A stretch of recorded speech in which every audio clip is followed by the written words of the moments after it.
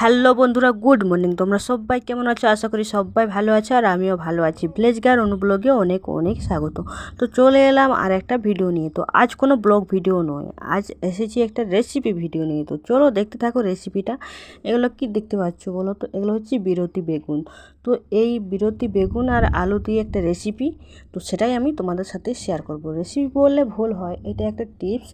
তো অসুস্থ যাদের সর্দি কাশি হয়ে থাকে ছোট্ট থেকে বড় সবারই এটা খাওয়া চলে। তো এগুলো খালে তো সর্দি কাশি চলে যায়। তো দেখতে থাকো আমি কীভাবে এই রেসিপিটা তৈরি করছি। তো ঠিক আছে, কন্টিনিউ ভিডিওটা দেখতে থাকো। আর আমার চ্যানেলে যারা নতুন তারা অবশ্যই চ্যানেলটি সাবস্ক্রাইব করে দিও আর পাশে থাকা বেল আইকনটি প্রেস করে দিও, নোটিফিকেশান অল করো।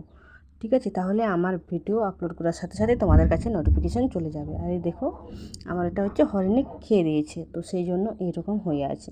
তো ঠিক আছে, স্কিপ না করে ভিডিওটা দেখতে থাকো আর সঙ্গে থাকো।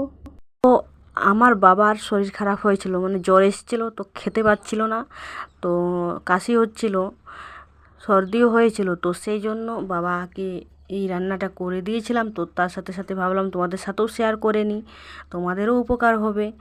আর সত্যি বলছি, বাবার প্রায় 2-3 দিন খাওয়ার পরেই তোমার কাশি থেমে গেছিলো।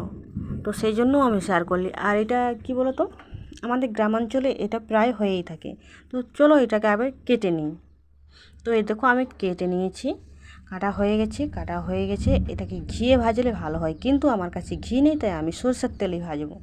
তো আর আলু সিদ্ধ করে নিয়েছি, এই দেখো আলুগুলো সিদ্ধ করে নিয়েছি। আলু আর ওই বিরতি বাগুন দিয়ে আচ্ছা একটা ঝোল, পাতলা ঝোল করব।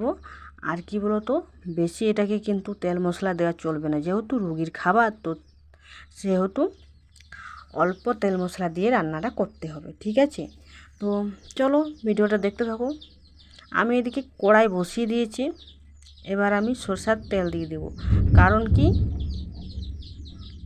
এই দেখো অল্প পরিমাণে পেঁয়াজ এক মানে আধটা পেঁয়াজ আর দুটো লঙ্কা, ছোটো ছোটো গোল লঙ্কাগুলো, আর দুটো রসুন, ব্যাস এই দিয়েই আমি রেসিপিটা তৈরি করব। তো ঠিক আছে চলো, এই দেখো কড়াইতে তেল দেওয়া হয়ে গেছে। এবার আমি তেলটা হয়ে গেলে বিরতি বাগুনগুলো দিয়ে দেবো। তো তোমরা সবসময় ঘিয়ে ভাজার চেষ্টা করবে, তো ঘিয়ে ভাজালে সব থেকে ভালো বেশি উপকার হয়। সেই জন্য তোমাদেরকে রিকোয়েস্ট করছি সবসময় ঘিয়ে ভাজার চেষ্টা করবে। আর তোমরা একবার খেয়ে দেখো, সত্যি বলছি যারা খেতে পারে না, শরীর অসুস্থ দুর্বল হয়ে যায়, খেতে পারে না, তারাও কিন্তু অনেক কটা ভাত খেয়ে নেবে এই তরকারিটা দিয়ে। সেই জন্য আমি তোমাদের কাছে রিকোয়েস্ট করছি একবার বাড়িতে বানিয়ে খেও। আর আমাদের গ্রামাঞ্চলে তো প্রায় সর্দি কাশি হলে এই যে গাঁদাল পাতার ঝোল আর এই তোমার বিরতি বাগুনের ঝোল খেয়ে থাকে। তো আমিও খেয়েছি আর আমি খাই, সাধারণত সবাই খেয়ে থাকে।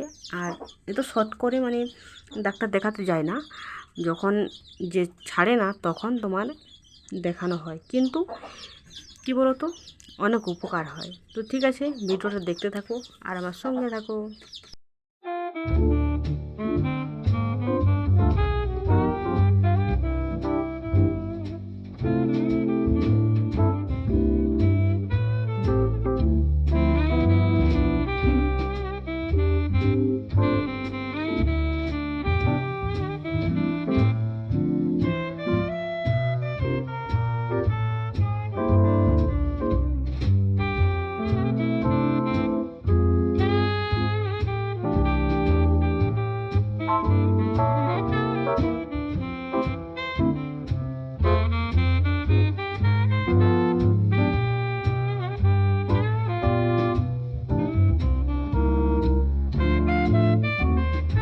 তো আমি এই দেখো বিরতি বেগুনগুলো দিয়ে দিয়েছি। তো এটাকে ভালো করে ভেজে নিতে হবে, সাদা সাদা হয়ে যাবে।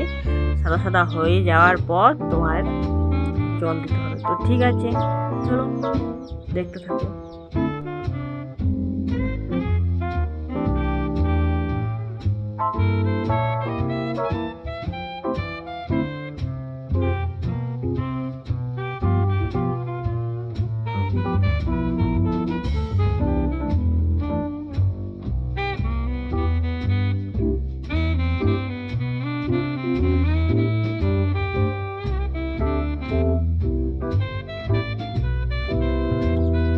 তো এই দেখো সাদা সাদা হয়ে গেছে, ভাজা হয়ে গেছে, তার মানে ভাজা হয়ে গেছে। তো ভাজা হয়ে গেছে, তো আমি কিছুক্ষণ পরেই জল দিয়ে দেব। ঠিক আছে, অনেক উপকারী জানো, এই রেসিপিটা সত্যি অনেক উপকারী। একবার বানিয়ে খেও, তাহলেই বুঝতে পারবে।